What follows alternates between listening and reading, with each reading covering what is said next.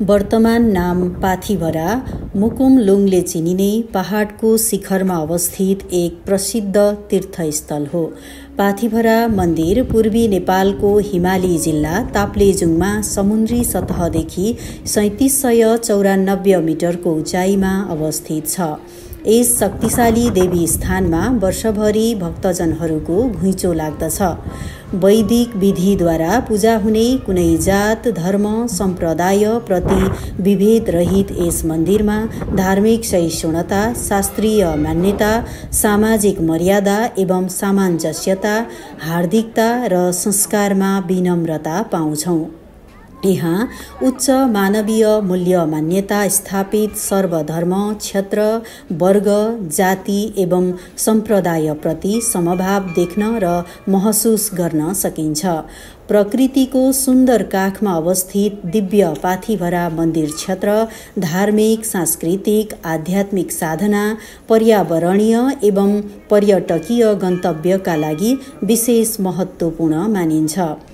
देवी उत्पत्ति सम्बन्धी किम्वदन्ती तथा जनश्रुति अनुसार देवी स्थान र स्थापनाका विषयमा कैयौं प्रसङ्गहरू छन्। कसले र कहिलेबाट देवी स्थापना गरी पूजा आरम्भ गरे भन्ने कुनै प्रत्यक्ष प्रमाण चाहिँ पाइँदैन। अनुमानका आधारमा पाथिभरा देवीको उत्पत्तिको किम्वदन्ती धेरै छन्।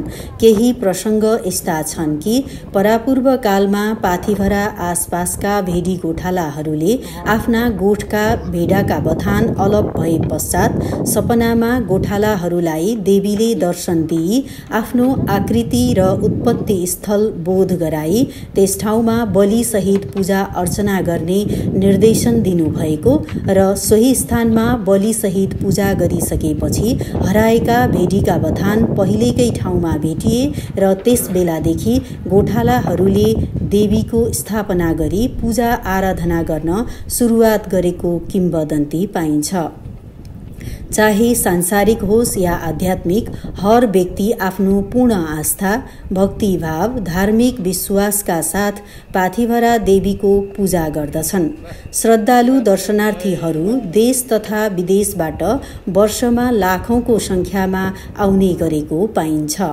हिम श्रृङ्खलाका अञ्जुलीमा विराजमान पाथिभरा देवीको मन्दिर स्थलमा पुग्दा हर कोहीलाई स्वर्गीय आनन्दको अनुभूति हुन्छ। पाथिभरा मन्दिरको उत्तरमा मकालु हिमाल, सङ्खुवासभा जिल्ला पर्दछ। पूर्वमा कुम्भकर्ण हिमाल, यसको पछाडि तिब्बत, कञ्चनजङ्घा हिमाल, यसको पछाडि सिक्किम पर्दछ। उत्तरमा चीन र दक्षिणमा भारतलाई छुने केही प्रसिद्ध हिम श्रृङ्खलाका बीचमा पाथिभरा देवीले वास गरेकी छन्। शक्ति र करुणाकी देवी पाथिभराले हामी सबैको रक्षा गरून्।